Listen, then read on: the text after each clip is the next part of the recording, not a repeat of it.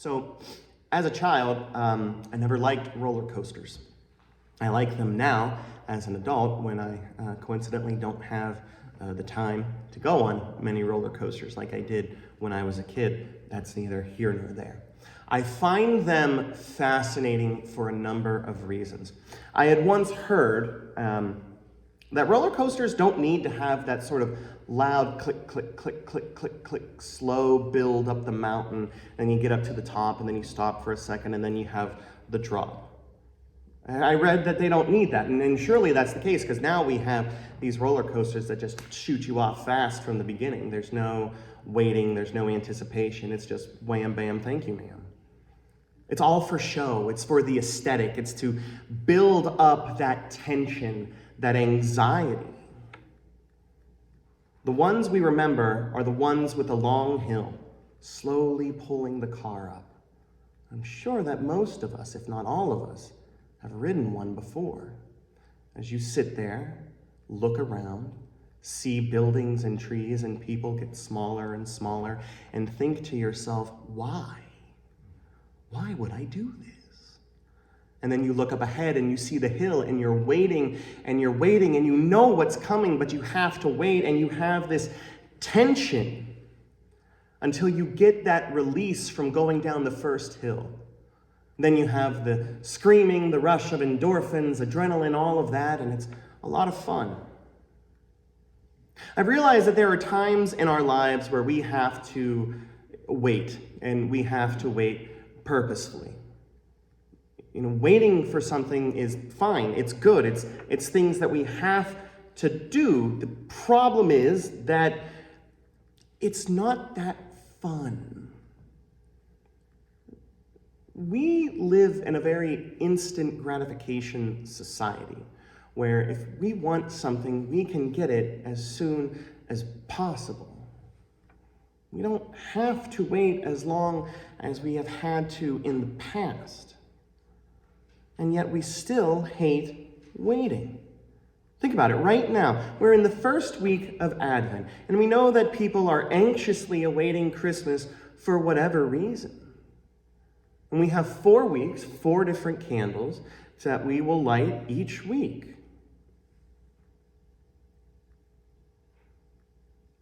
We have this whole season of just waiting because we know what's going to happen on December 25th. There will be presents, there will probably be breakfasts, there will be joy and hugs and kisses and everything. It's the best part of the Christmas season, and we have to wait. And it's not like we don't have to wait throughout the year in general, because we are always waiting on something. And while we're anxious and unsure as to what that might look like, when it's going to come, what is going to happen, we still sit and we wait patiently, having this tension built up in our bodies and in our minds. The reading from Isaiah this morning has people facing an uncertain future. The context of when it was written, again, is to try to give hope to a people who need to have hope. Already while we read, we're given some sense of this sort of end time setting, this idealized future that is going to happen in the days to come. That's how it starts. This vision that God has given to Isaiah in the days to come. So we know that this is a future event. This is something that will happen in the future. We just don't know when. And when we read this passage, we kind of want to know. Swords and the plowshares, an end of war, all of the good stuff. In a sense, it's okay that we don't know when all this is going to happen. The picture that Isaiah paints is that something is going to happen, that this is a reality. This is something that is set in stone from the very foundations of the earth. Whatever is going to happen in regards to the end is going to happen. Period. It's not a question of if, it's a question of when. Certainly a question that Jesus Christ himself had been asked. It's something that paints a picture of this idealized people returning to the mountain of God, coming to worship God, to learn from God, to go forth from that place and to spread God's love to the world. The vision of the future that is painted here is one that contradicts the pain of current experiences that the people are facing right then and now. They're not there yet. They're in pain. The reality of the world for the first people hearing these words was bound in one simple four-letter word, and that word is pain. They were still experiencing some of the worst trauma people could face. Wars, exile, everything just going wrong. And yet, they're given this picture. They're given this picture of a time where there is lasting peace, where there won't be pain, where there won't be suffering, where every little thing is going to be all right, that God puts an end to all suffering, that God puts an end to anxiety and worrying about war and wars in general. Peace. The peace that we crave, the lasting peace, something that is going to stay, not just something for a few years, but peace that is going to become the norm, where you don't have to worry about wars, you don't have to worry about all of these different things, because God is taking care of every little thing. For the people first hearing these words, and for us today, we would definitely see fulfillment of that in Jesus Christ.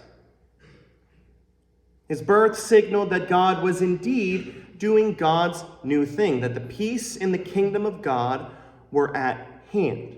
So the people hearing that would have been overjoyed. It's why the shepherds were joyful. It's why everyone was so excited. It's why Herod was worried. There was such joy of this baby being the one to usher in this promise of peace. And we read those words in that context, and it fills us with the beginning of the warm Christmas fuzzies. You know, we know all that. We love that. We love baby Jesus. Cute little 8-pound, 10-ounce baby Jesus, however big he was. We love that little baby so much because we know the hope and the joy that he symbolizes. And so we wait and we celebrate his birth. But for us, it has happened. The birth of Christ, the ushering in of the kingdom of God, all of that, those are things that have already occurred for us. I mean, think about it. We're some 2,000 years away from when this birth would have taken place. It's a thing that happened. Like, none of us were there. We didn't get that firsthand experience of wanting and waiting for the Messiah to come. No, we know the Messiah came. And we know and understand that he came, he did what he had to do, and he left, because that was what was supposed to happen. But what about us? See, if we only look at Advent as we're waiting for the birth of Christ, we're missing out on the dual nature of the season in general. Two things can be true about something at the same time. Yes, one, we wait to celebrate his birth. Two, we wait for his coming again. We are still waiting. Our waiting for him is not just something that we do around Advent. We've been doing it for some 2,000 odd years. We have been told, we have been promised that Christ will return, that Christ will come again. And all of us sit and wait. We wait with the anticipation because we know what's going to happen when Jesus shows up. We know that the words of passages like the one we read in Isaiah is going to happen. And it's beautiful. And we want to know when it's going to happen. And we have do you know how many apocalypses I have lived through? And I'm young. I survived 2012. I survived Y2K even before that. I survived Y2K, the end of the Mayan calendar, more blood moons than I could shake a stick at. Just so many end time predictions I have outlasted. And then usually what happens is, some of these people that make the predictions, like, oh, I was wrong, I was off, like I didn't carry the one or something, and they try to pinpoint and narrow down exactly when the world is going to end, when Jesus is going to return. Because we want it. We want that. We want that time when Jesus comes back. Except to get there, we have to go through our reading from Matthew about this very topic, about when the Son of Man not comes for the first time, but the second time, when he comes again in power. We live in a time where Jesus has been born. We're waiting for him to come again. That's our Advent. And this is the time of year where we remember that. See, when Jesus speaks of his second coming, he makes it very clear. He makes it very plain that nobody is going to know when it is going to happen. This is where we get the whole thief in the night imagery. We know it's going to happen. And we know that Jesus himself is saying, yes, this is a thing that is going to happen.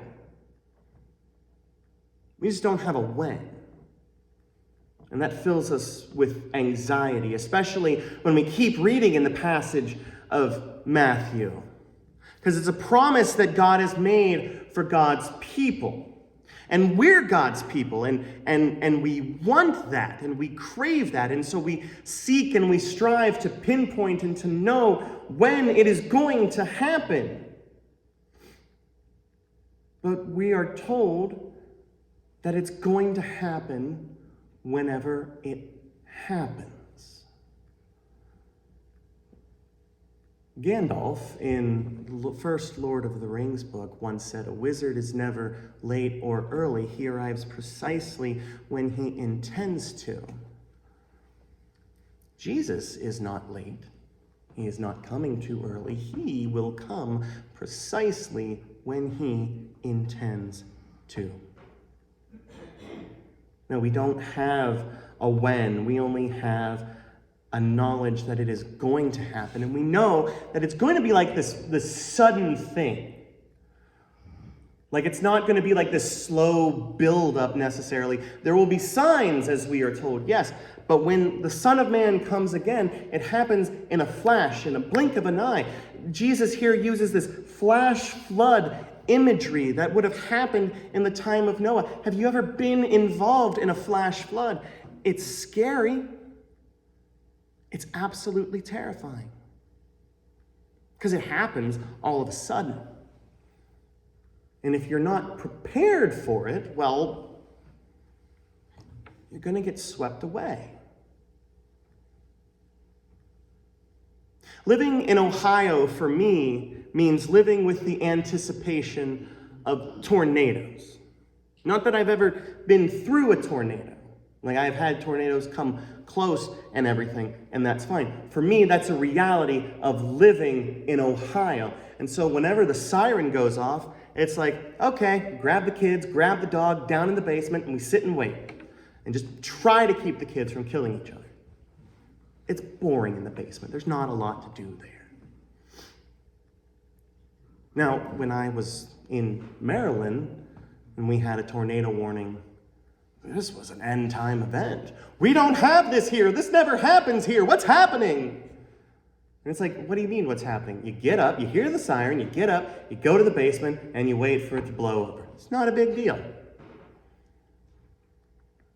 Yeah, it happens suddenly, but if you know something is going to happen, then you're prepared for it in some way, shape, or form. This is why Jesus is stressing the importance of being prepared. He uses this flash flood imagery, this thief in the night imagery, so that we stay ready. We shouldn't be surprised by this.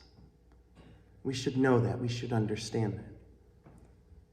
You don't have to get ready if you stay ready. It's also kind of sad when we think about it.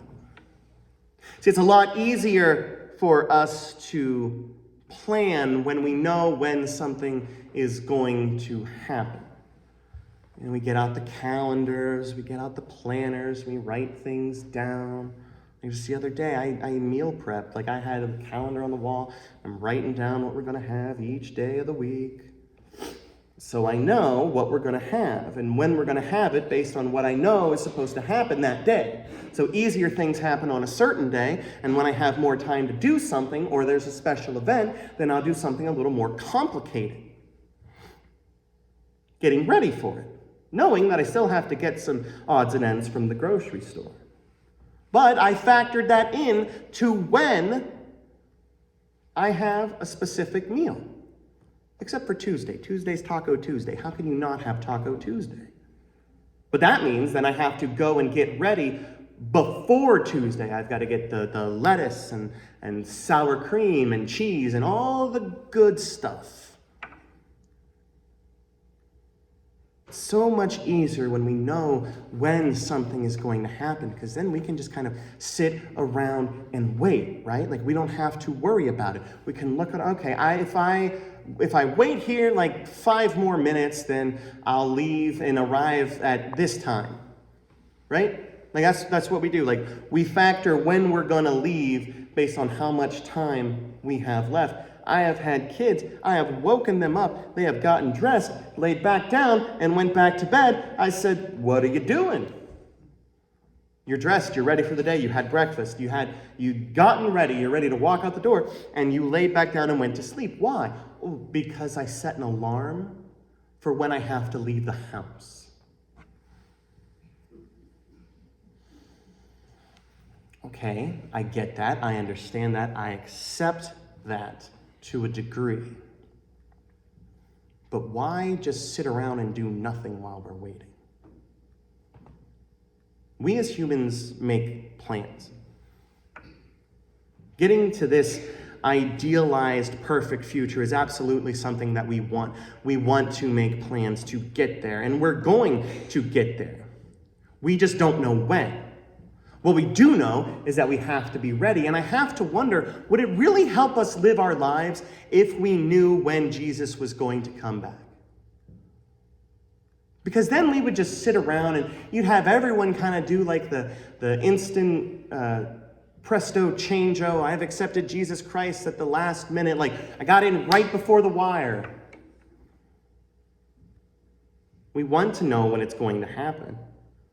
We want to know what's in the box on Christmas morning. We don't want to wait. And we want to be ready, but if we knew, it would be easier, but we can't know. And honestly, I don't want to. Look, I know it's going to happen eventually. That's what having faith means to me. It's an assurance that Christ is coming again. I get that. I understand that. I accept that. He'd come tomorrow. He'd come right now. He'd come 5 minutes from now. I don't know. It does not matter to me because in my gut, in my heart, in my soul, I know that Jesus is coming. And if I knew exactly when Jesus was coming, would that mean I would have less faith? I don't know. I don't know. Even if we knew when Christ was coming again, it wouldn't change the fact that he's still coming again. It's still going to happen. And we trust God, right? See, people get all antsy and upset, and everyone wants to be the last generation on the planet. And I've lived through countless end of the worlds. I've survived plagues, officially now. I survived robot uprising, end of the Mayan calendar, all of these things when people said, oh no, this is exactly when the world is going to end, when the comet comes back, when this happens, when there are this many blood moons or whatever. I have outlived it all, and I have laughed.